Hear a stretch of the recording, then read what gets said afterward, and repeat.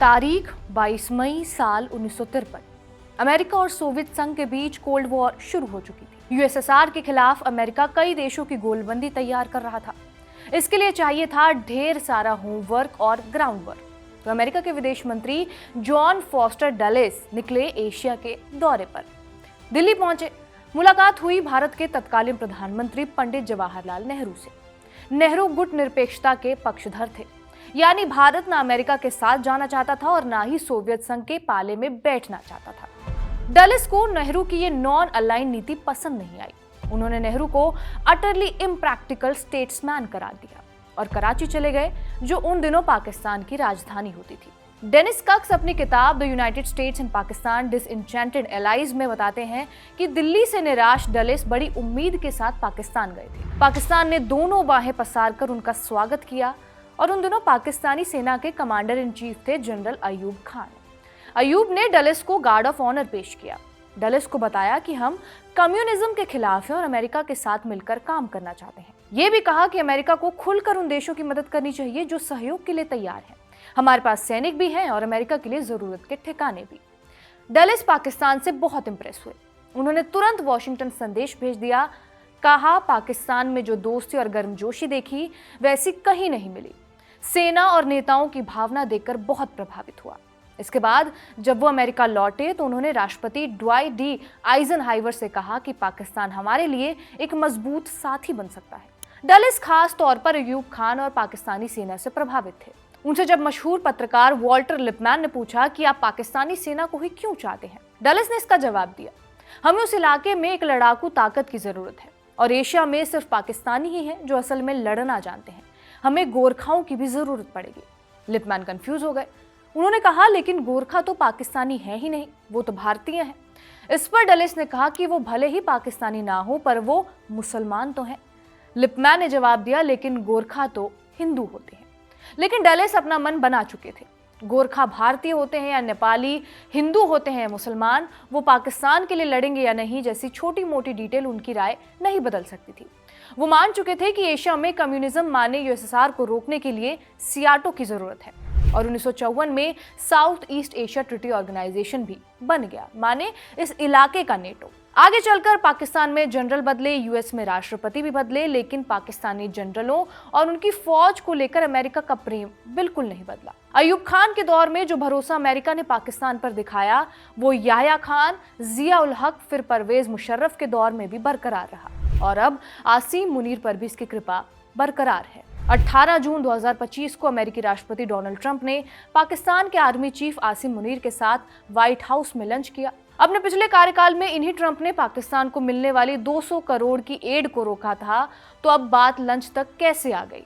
क्यों अमेरिका हर दौर में पाकिस्तान का साथ देता आया है? पाकिस्तान की भौगोलिक स्थिति का बखान वहां नेशनल हॉबी है, लेकिन क्या बात बस लोकेशन की है या फिर और भी वजह है? आइए इस खेल की गुत्थियां सुलझाएं। नमस्कार, मेरा नाम है रिया शर्मा और आप देख रहे हैं खबरगांव। अमेरिका का पाकिस्तान की ओर झुकाव खास तौर पर उसकी लोकेशन की वजह से है। पाकिस्तान नक्शे में ऐसी जगह पर बसा हुआ है जिसके आसपास 5 अलग अलग सभ्यताएं हैं: भारत, चीन, ईरान, सेंट्रल एशिया और अरब। इसी वजह से पाकिस्तान के अंदरूनी हालात जैसे भी हों, दुनिया की बड़ी ताकतें उसे नजरअंदाज नहीं कर सकती। ये बात अमेरिका कोल्ड वॉर के वक्त ही समझ गया था। वैसे तो अमेरिका ने पाकिस्तान की आज़ादी के बाद ही उसे एड देना शुरू कर दिया था, लेकिन कोल्ड वॉर के समय डलेस पाकिस्तान आए, उसके बाद अमेरिकी मदद और बढ़ी। हिंदुस्तान की तरह ही उन दिनों पाकिस्तान में भी गेहूं की भारी कमी थी, जनता परेशान थी। तो डलेस ने वॉशिंगटन लौटकर एक मेमो राष्ट्रपति आइजनहाइवर को भेजा और उन्होंने लिखा, पाकिस्तान की राजनीतिक स्थिति अस्थिर है। अगर अमेरिका के राष्ट्रपति और बाकी नेता खुलकर सहानुभूति जताते हैं तो ये वहां स्थिरता लाने में मदद हो सकती है। राष्ट्रपति आइजनहाइवर ने इमरजेंसी फूड असिस्टेंस के लिए संसद से निवेदन किया। यह संसद में पारित हुआ। राष्ट्रपति ने पाकिस्तान के लिए इमरजेंसी कानून पर साइन किया और पाकिस्तान तक मदद पहुंचा दी। उस वक्त अमेरिका का एक ही मकसद था, किसी तरह दुनिया को अपने पाले में करना और कम्युनिज्म का विस्तार रोकना। सियाटो यानी कि south east Asia treaty organisation का मैंडेट भी यही था। इसे मनीला ट्रीटी भी कहा जाता है। पाकिस्तान इस संगठन का तो हिस्सा बना ही, उसने सेंटो यानी कि मिडिल ईस्ट पैक्ट की सदस्यता भी ली। इसके बदले में पाकिस्तान को अमेरिका से भरपूर सैन्य सहायता और आर्थिक मदद मिली। 1958 में पाकिस्तान में तख्ता पलट हुआ और जनरल अयूब खान सत्ता पर काबिज हुए।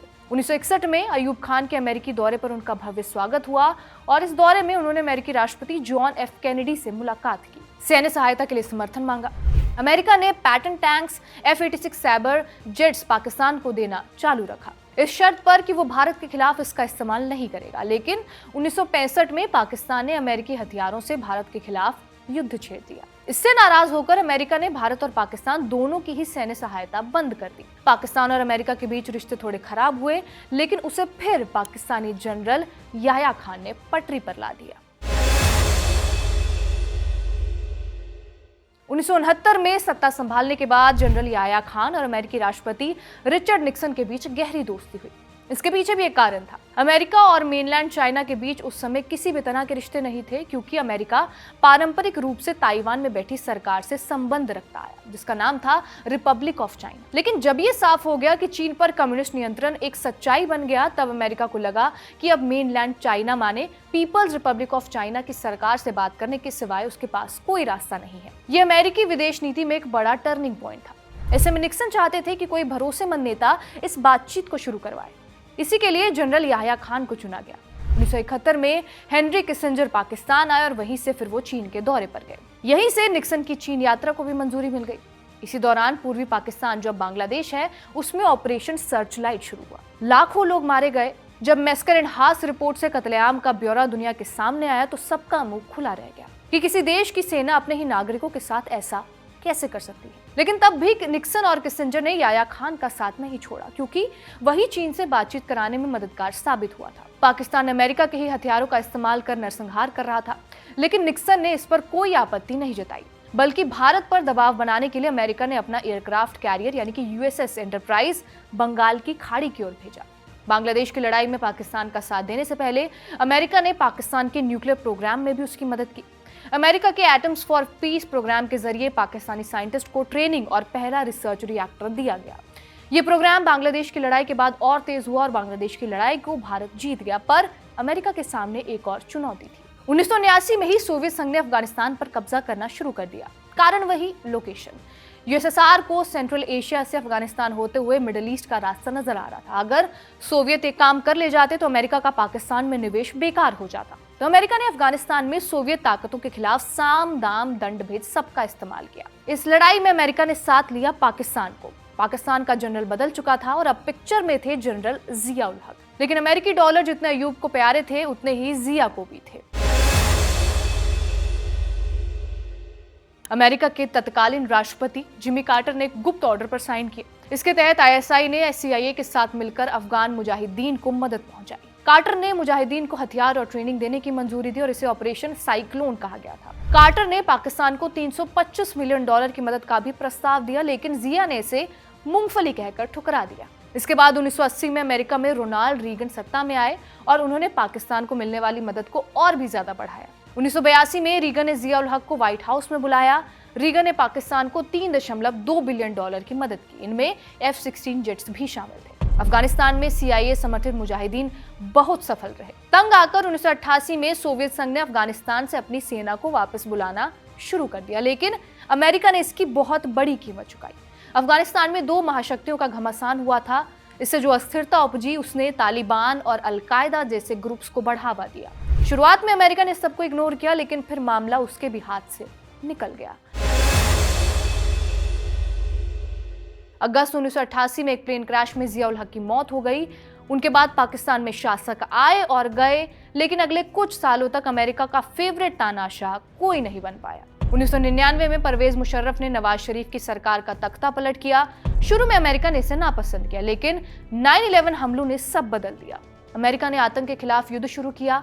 अफगानिस्तान की तालिबान सरकार इसके निशाने पर थी, क्योंकि उसने ओसामा बिन लादेन और अलकायदा के बाकी आतंकवादियों को सौंपने से मना कर दिया था। उस वक्त अमेरिकी विदेश मंत्री कॉलिन पावेल ने जनरल परवेज मुशर्रफ से कहा, या तो आप हमारे साथ हैं या फिर हमारे खिलाफ। मुशर्रफ ने बाद में यह भी बताया कि एक अमेरिकी अधिकारी ने उन्हें धमकी दी थी कि अगर पाकिस्तान ने साथ देने से इनकार किया तो उसे बमबारी कर स्टोन एज में भेज दिया जाएगा। इसी दबाव के बीच मुशर्रफ ने फैसला किया कि पाकिस्तान अमेरिका का साथ देगा। सिर्फ 1 महीने बाद मुशर्रफ अमेरिकी राष्ट्रपति जॉर्ज बुश के साथ खड़े हुए और उन्होंने दुनिया के सामने ऐलान किया, पाकिस्तान आतंकवाद के खिलाफ अमेरिका के साथ खड़ा है, चाहे वो आतंकवाद कहीं भी हो, किसी भी रूप में हो। मुशर्रफ के इस फैसले के बाद अमेरिका ने पाकिस्तान को $10 बिलियन से ज्यादा की मदद की।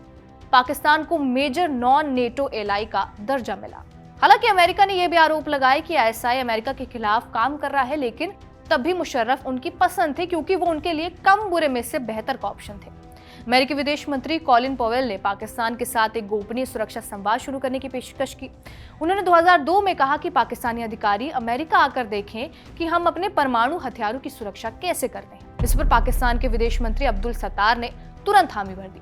उनका जवाब था, भला इसे कौन मना करेगा। जनरल मुशर्रफ ने अमेरिका को भरोसा दिलाने के लिए स्ट्रैटेजिक प्लान्स डिवीजन नाम की एक एजेंसी बना डाली। इसका काम था परमाणु हथियारों की निगरानी करना और किसी भी तरह के आंतरिक खतरे को रोकना। जब तक अमेरिका अफगानिस्तान में बिजी रहा, तब तक उसने पाकिस्तान की हर गुस्ताखी को माफ किया। 2011 में पाकिस्तान के मिलिट्री एकेडमी के ठीक बगल में जब ओसामा बिन लादेन मारा गया, तो साफ हो गया कि पाकिस्तान अमेरिका को डबल क्रॉस कर रहा है। ओबामा प्रशासन पाकिस्तान को बाबू बेटा बनाने के खिलाफ था, लेकिन दिक्कत यह थी कि अफगानिस्तान में जिस संख्या में अमेरिकी फौज थी, उसे पूरी तरह हवा के रास्ते सप्लाई नहीं किया जा सकता था। साजो सामान पहले कराची उतरता था, फिर सड़क के रास्ते अफगानिस्तान जाता था। अमेरिका जरा सा सख्त होता तो पाकिस्तान में अमेरिकी सामान ले जाने वाले ट्रक सड़कों पर जला दिए जाते। इसलिए ओबामा ने पाकिस्तान को सहन किया और ओबामा के बाद आए डोनाल्ड ट्रंप। 2017 में राष्ट्रपति बनने के बाद 2018 में ट्रंप ने पाकिस्तान को लेकर एक ट्वीट किया। ट्रंप ने लिखा, पिछले 15 सालों में अमेरिका ने मूर्खता से पाकिस्तान को $33 बिलियन से ज्यादा की मदद दी है। उन्होंने हमारे नेताओं को मूर्ख समझते हुए हमें झूठ और धोखे के अलावा कुछ नहीं दिया। वो उन आतंकवादियों को सुरक्षित पनाह देते हैं जिनकी हम अफगानिस्तान में तलाश करते हैं। इससे उन्हें मदद मिलती है, अब और नहीं। इस ट्वीट के बाद आपको जानकर हैरानी होगी कि अगले ही साल 2019 में पाकिस्तान के पीएम इमरान खान को ट्रंप ने अमेरिका आने का न्योता दिया। लेकिन अमेरिका की नजर इमरान खान पर नहीं थी, उनके साथ आए शख्स पर थी, जो थे जनरल कमर जावेद बाजवा, पाकिस्तानी सेना के प्रमुख। ट्रंप और इमरान के बीच कैमरे के सामने हल्की फुल्की बातें हुई, लेकिन असली बातचीत जनरल बाजवा और अमेरिका के सैन्य अधिकारियों के बीच हुई, कैमरे के पीछे। ये वही ट्रंप थे जिन्होंने 1.5 साल पहले ट्वीट कर पाकिस्तान को झूठा और धोखेबाज कहा और सारा सैन्य सहयोग बंद कर दिया था। लेकिन अब उनका सुर बदला हुआ था। मुलाकात के बाद प्रेस कॉन्फ्रेंस में ट्रंप ने खुलकर कहा, अब पाकिस्तान हमारी बहुत मदद कर रहा है, रिश्ते पहले से बेहतर हैं। इस बदलाव की वजह थे बाजवा। अमेरिकी अफसर अच्छी तरह जानते थे कि पाकिस्तान की असली नीतियां, खासकर अफगान तालिबान जैसे मामलों में प्रधानमंत्री नहीं बल्कि सेना तय करती है। इसलिए बाजवा का अमेरिका आना कोई साइडलाइन इवेंट नहीं था, वही इस यात्रा का असली चेहरा थे। वॉशिंगटन में ट्रंप प्रशासन उस समय एक डील की तैयारी कर रहा था ताकि अमेरिका अफगानिस्तान से निकल सके, लेकिन शर्त यह थी कि तालिबान अफगान सरकार के साथ बात करने को तैयार हो। इस ताले की चाबी पाकिस्तान की सेना और उसकी खुफिया एजेंसी आईएसआई के पास थी। बाजवा ने इस मिशन में दोहरी भूमिका निभाई। एक और उन्होंने वॉशिंगटन को भरोसा दिलाया कि पाकिस्तान तालिबान से बातचीत में मदद करेगा, दूसरी ओर उन्होंने इमरान खान की सरकार को अमेरिकी भरोसे का राजनीतिक फायदा दिलवाया। उस समय पाकिस्तान पर अंतर्राष्ट्रीय दबाव भी बहुत ज्यादा था, FATF से लेकर IMF तक। बाजवा ये भी जानते थे कि अगर अमेरिका संतुष्ट हुआ तो राहत की संभावनाएं बन सकती हैं, और बाजवा की रणनीति काम आई। अगस्त 2019 के बाद से अमेरिका और तालिबान के बीच दोहा में सीधी वार्ता शुरू हुई। 7 महीने बाद 29 फरवरी 2020 को दोहा पीस डील साइन हुई, जिससे अमेरिकी सेना की वापसी का रास्ता साफ हुआ।